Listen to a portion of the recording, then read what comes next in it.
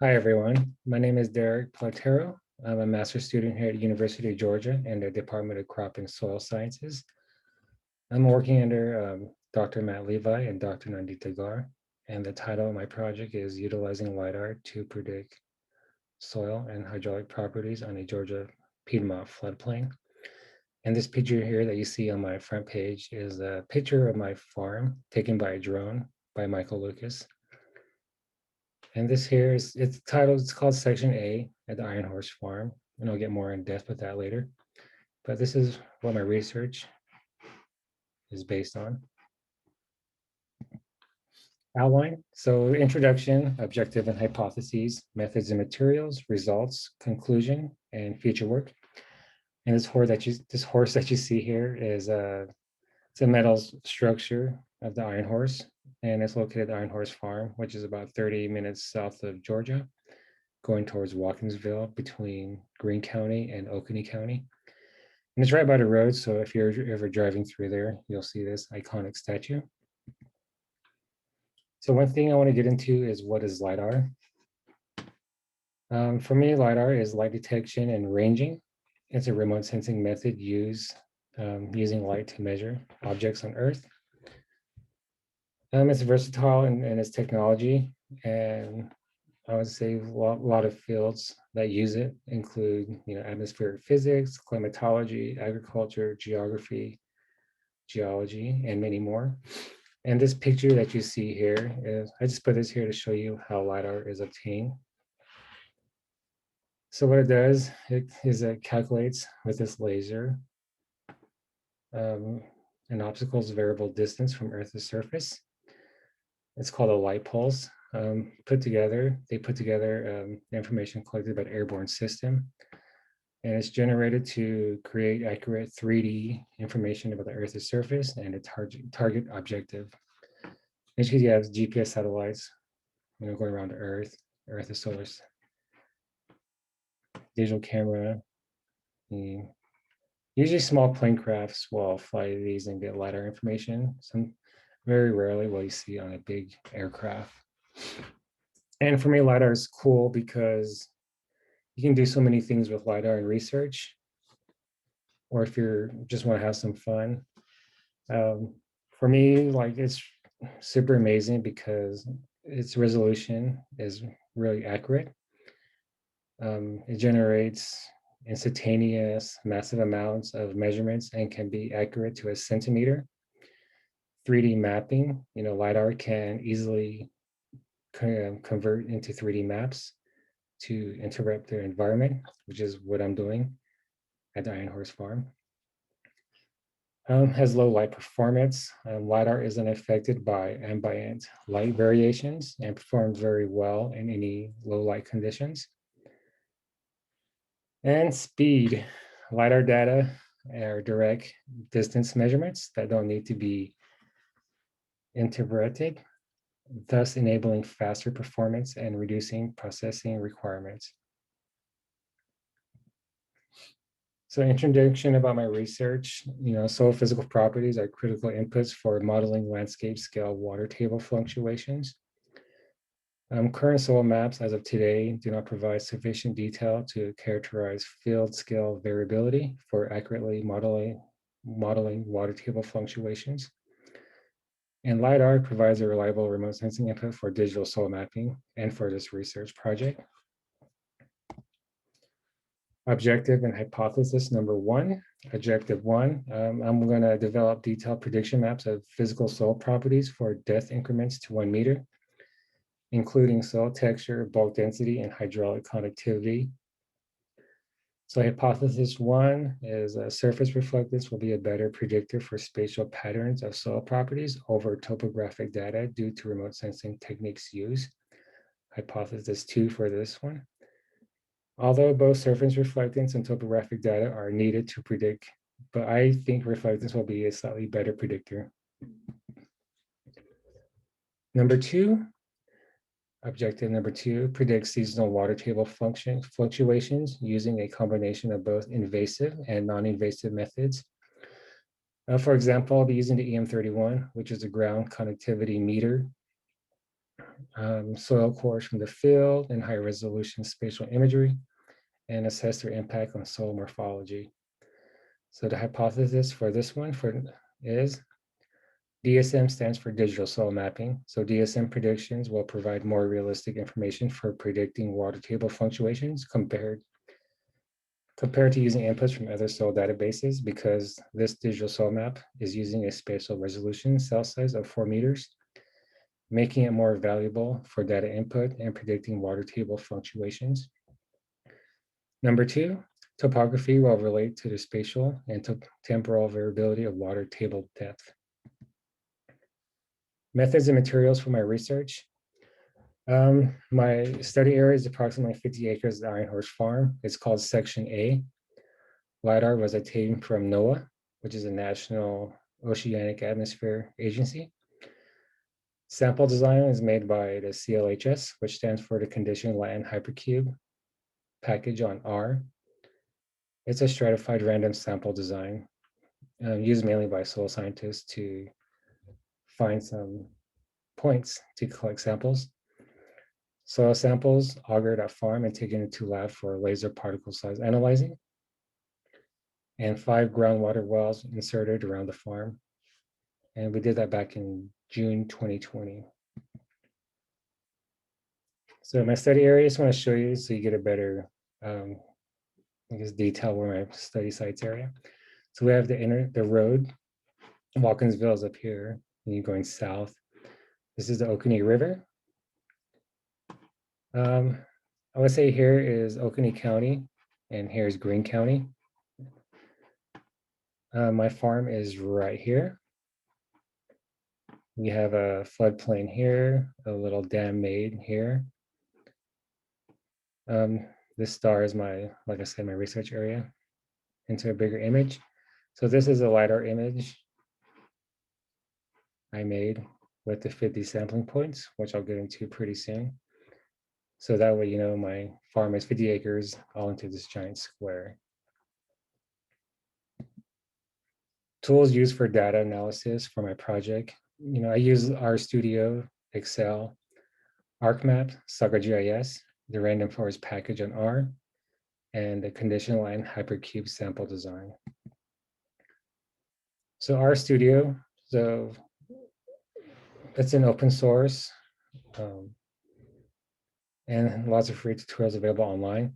So for me, I think of R as a giant, powerful calculator, and you can do many, many things on it for free.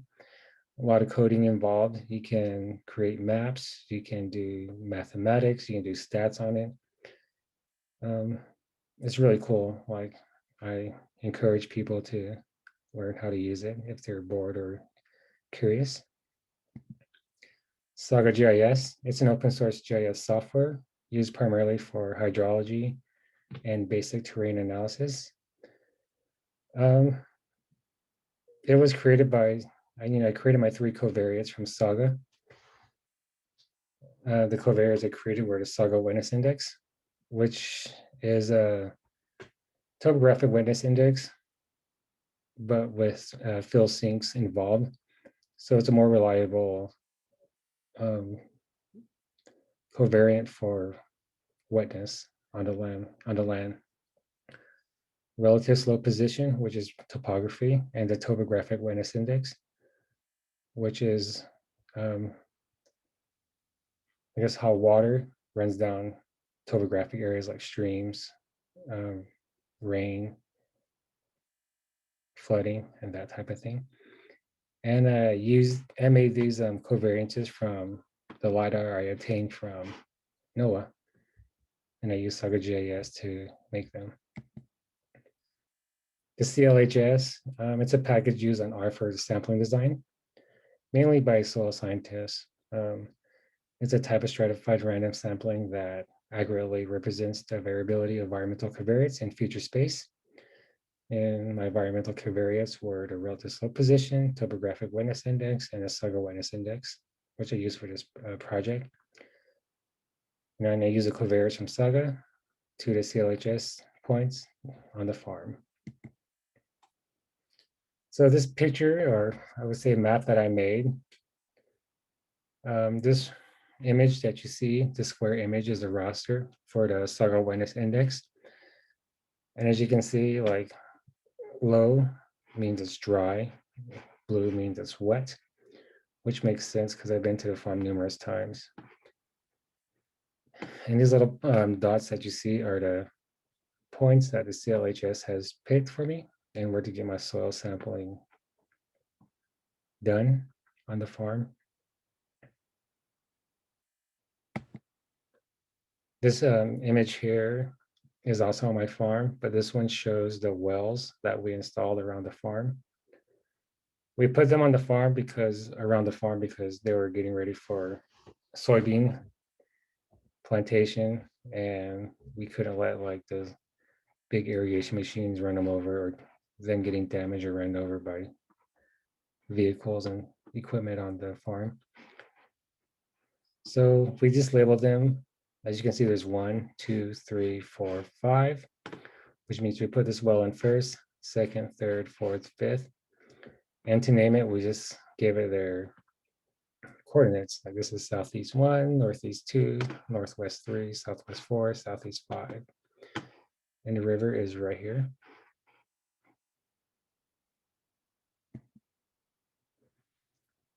So this is a thing I made. It's preparing soils for the soil particle analyzer.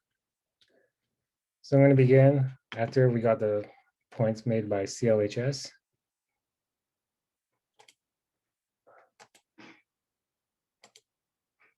Sorry about that. I use a GPS to locate my points that were just created by the sampling design on the farm. Most of the soils were wet. I should say all of them were wet. We're taking them back to the lab. We've broken them up so they can air dry. Most of them were clay, so we had to break them into little particles and let them air dry. These little numbers are just like the sample numbers I put on them. So they're air drying.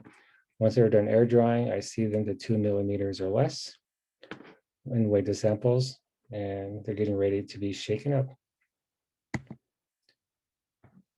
So after this previous stage right here, they were weighed. I split the samples. This is called a slicer. So as you pour the soil in there, there's 2 little pans that collect the soil. It splits them evenly in half. And what it does is it just makes even variability of the soils. And it does sound weird because you do have soils already in here, but it's just evening up the soils so you get an even amount of variability in these soils. So I would do about maybe 50 to 60 grams out of this into this pan and just take samples from there and weigh it out. After this process right here, the soils were weighed to 0.5 gram and mixed with 5 milliliters of sodium hexametaphosphate and shaken for 15 hours overnight. Once that shaking was done, we used double ionized water used with the shaken soil mixture, and they're ready for soil property analysis. So what we did is we used those shaken up tubes, poured them in here along with DI water in these test tubes, and I usually did 25 samples. So 25 samples took like 5.5 to 6 hours to take, and it's a long process.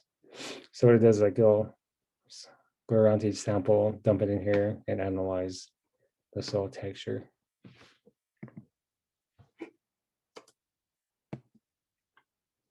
Data loggers and wells. So 5 wells have been placed around the research area. I showed you that in an earlier image. Data loggers are used to reach the transducer data, which can go up to 3 years. So loggers are the things on top of the well that you plug in your wire to the laptop to get data. And transducers are in the bottom of the well that read the water table fluctuation. And each month I go to the farm and export the data, and I export that into Excel, and I plot that data on Excel and R to make graphs. So Excel, very powerful tool as well. So the data exported from the laser particle size analyzer software is exported into Excel. I then convert that Excel data to a CSV and import that data set into R and ArcMap. And with that, I can use the random forest package and kriging to predict soil properties and water table fluctuation. Results, 0 to 10 centimeters soil texture properties vary in sand, silt, and clay with respect to topography and erosion. Water table fluctuation also varies with topography. When it rains, the discharge of groundwater is vast. Southeast one well is closest to the river and floodplain and has a slow fluctuation. This is called a soil triangle. I've made this on R using the soil texture triangle package. And you just do some coding on R, put your data for sand, silt, and clay from my farm into it. And what it did was it averaged out all the samples. And as you can see, a lot of my 0 to 10 centimeter soil samples fall into clay loam area.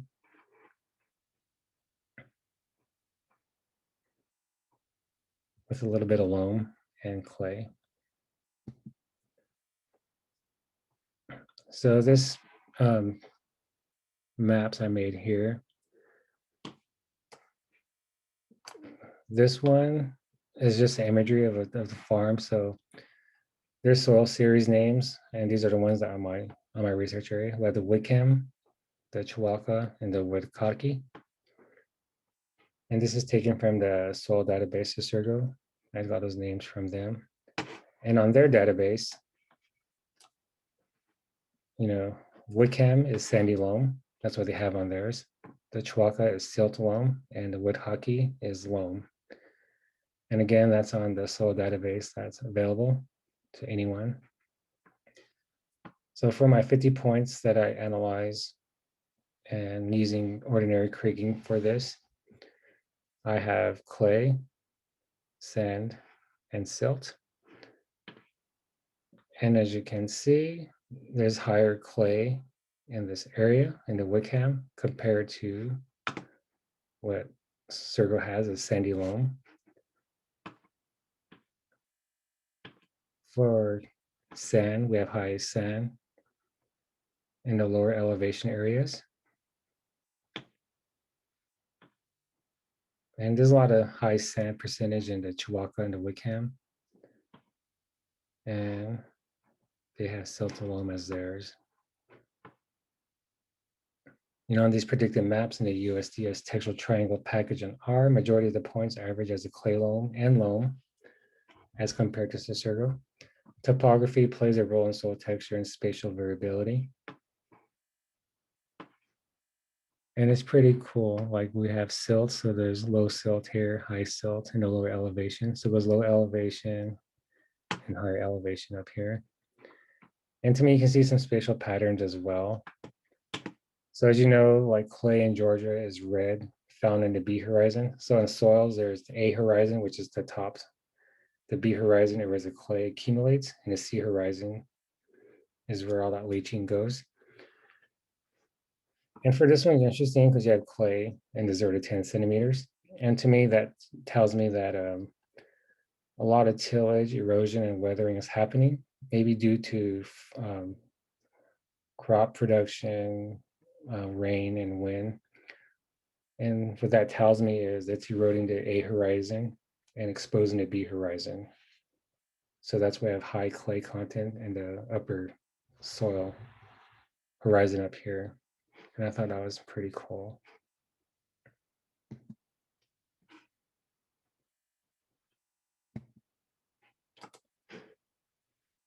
Sorry. Water table elevation. So change of elevation means there is a rise in water table as we go further away from the river.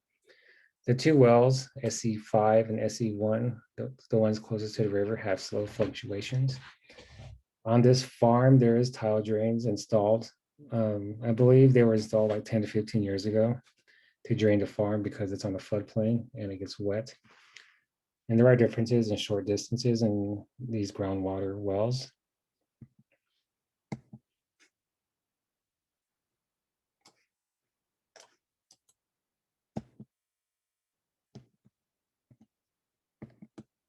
Okay, so this is a graph I made on Excel with my water table elevation data. Before I get started, let's just note that Northeast 2 is gone because the data hasn't been correct. I got to fix that so I can plot it on this graph. But for now, I just have Northwest 3, Southeast 1, Southeast 5, and Southwest 4. On this graph, we have precipitation in centimeters, the dates on the x-axis, and on the secondary y-axis, we have the water table elevation in meters. As you can see, rain. I got this weather data from the UGA weather page, and they do have the Iron Horse Station weather data available. So I was able to get that precipitation data from there. So what this shows is like after it rains, like a day or two later, you see fluctuation and water table elevation. Southeast 1, which is the one here, that sits on a floodplain, the one that's closest to the river, hardly ever changes. So you have Southwest 4 is right here, which is in the higher elevation. So you can see change. So you can see like a lot of these well points vary in elevation. So higher elevation, lower elevation, and you can see the trend here in this graph. The one that interests me the most is Southeast 1 and Southeast 5 because they're closest to the river and the floodplain. The Southeast 5 has more action and fluctuation going on. So with elevation change, there is a clear rise in water table as we go away from the river, which is really evident. There are differences in short distances. For example, like you have Northwest 3 and let's say Southwest 4, which are adjacent to each other. We have Northwest 3 here and Southwest 4 up here. And again, this one is the highest one in elevation, second highest in elevation.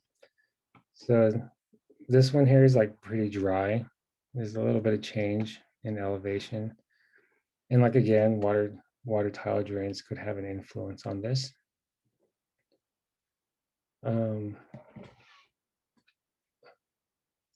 This one here, Southeast 5, is away from the tile drain influence.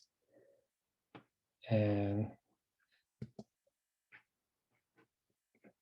yeah, it's not like SE1 where it's just almost linear with a little bit of increasing in water table elevation, but it goes up and down, which is pretty cool. And that's maybe due to not having tile drains in this area. So future work, I do want to do electromagnetic field work and get ground connectivity measurements. With that, I can look at clay percentage, electronic connectivity of the soils and water levels. I'll be doing that hopefully in the next month. To do that, I got to do another field sampling of 25 points for water retention and bulk density. I'm calling that phase 2. So after I'm done predicting all the soil texture properties, I'll be getting ready for another field work to do 25 soil samples for water retention and bulk density. And complete spatial prediction maps for soil properties and water table elevation. My goal is to have that done by, I would say, May or June. And I should be done with all my field work and my data should be all done by then. And that way I can make some cool digital soil maps with all this data involved. And I just want to say thanks to the Iron Horse Farm faculty, Michael Lucas, for the drone imagery. He works in the Warnell School of Forestry at UGA. Master students, Naomi Rodman and Rajneesh Sharma, they helped me with my soil sampling over the summer. Undergraduates, Haddon and Kaya. There's Haddon, there's Kaya. There's Naomi, there's Dr. Gar, Dr. Levi, and Tripp. And yeah, they all helped me with the summer field work, and it was a big hand. And I thank them. And thank you for watching my presentation, and hope you enjoyed it. Thank you.